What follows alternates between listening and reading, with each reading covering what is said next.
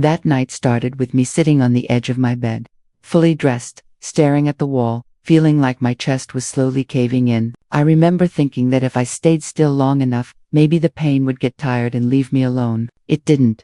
It pressed harder. My phone was face down beside me, silent, like it had given up on me too. I had just learned something that cracked my life open in a way I didn't know how to close again. The kind of truth that doesn't scream at you, but whispers, and somehow hurts more. I wasn't supposed to go out that night. I had already told myself I would counsel, that I would stay home, cry quietly, and let the night pass like a bad fever. But something inside me was scared of the silence, scared of what my thoughts would do to me if I was left alone with them. So I grabbed my jacket, didn't bother checking the mirror, and walked out into the night like I was walking away from myself. The air outside was cold, the kind that makes your eyes sting. The streetlights looked tired, like they had seen too many people walking under them with broken hearts. I kept my hands in my pockets, shoulders hunched, trying to make myself smaller. I didn't know where I was going. I just knew I couldn't stay where I was.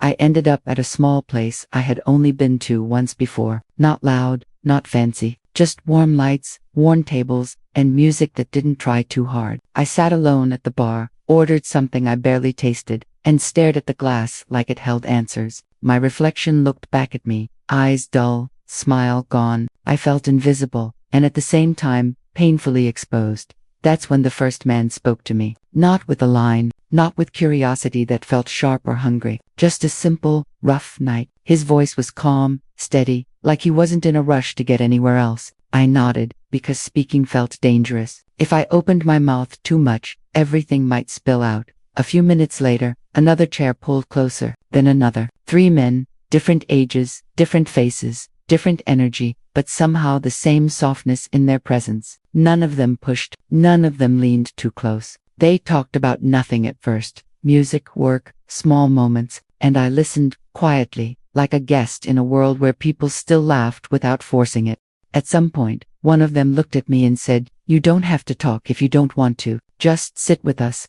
That sentence did something to me. It loosened something tight in my chest. I didn't realize how much I needed permission to just exist without explaining myself. Time moved strangely after that. The noise around us faded into a low hum. I could hear my own breathing again. When I finally spoke, my voice came out smaller than I remembered. I didn't tell them everything. I didn't need to. I just said I had lost something I thought was forever. One of them nodded slowly, like he understood without details. Another stared at his glass for a second too long. The third gave a quiet smile that wasn't happy, but kind. They didn't interrupt. They didn't rush to fix me. They didn't tell me I would be okay. They just listened. And in that listening, something shifted. I felt seen, not judged. Held, not touched. Safe, without promises. The night stretched on. We moved to a table. Someone ordered food I barely ate. Someone else made a joke so dry it made me laugh before I could stop myself. The sound surprised me. It felt like hearing my own voice after being underwater. For a moment, I forgot the weight I had been carrying. For a moment, I was just a person sitting in a warm room, sharing a night with strangers who felt strangely familiar.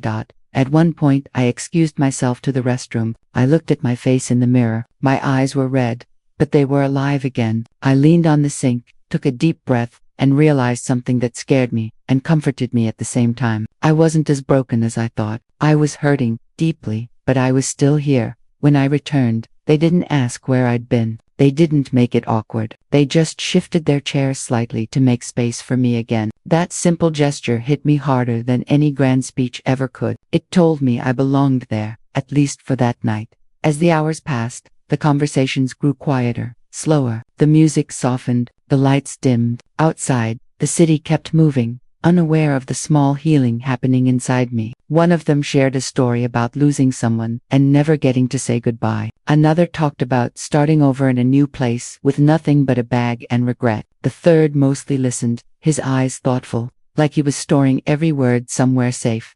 I realized then that this night wasn't amazing because it was happy. It was amazing because it was honest, because 3 strangers gave me something I didn't know how to ask for: presence, respect, space to feel, without being rushed through it. When it was time to leave, there were no exchanged numbers, no promises to meet again, just a quiet walk to the door, a shared pause, and simple goodbyes. One of them said, "I'm glad you came out tonight." Another nodded and said, "You're stronger than you think."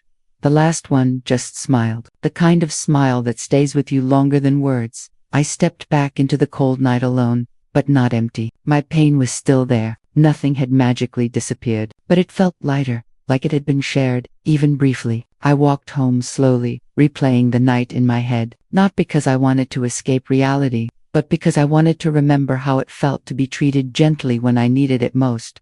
That night didn't change what happened to me. It didn't rewrite my past or fix my future, but it changed how I saw myself in the middle of the mess. It reminded me that even on the worst nights, kindness can find you in unexpected ways, and sometimes, 3 people you'll never see again can turn a night you wanted to forget into something you carry with you forever.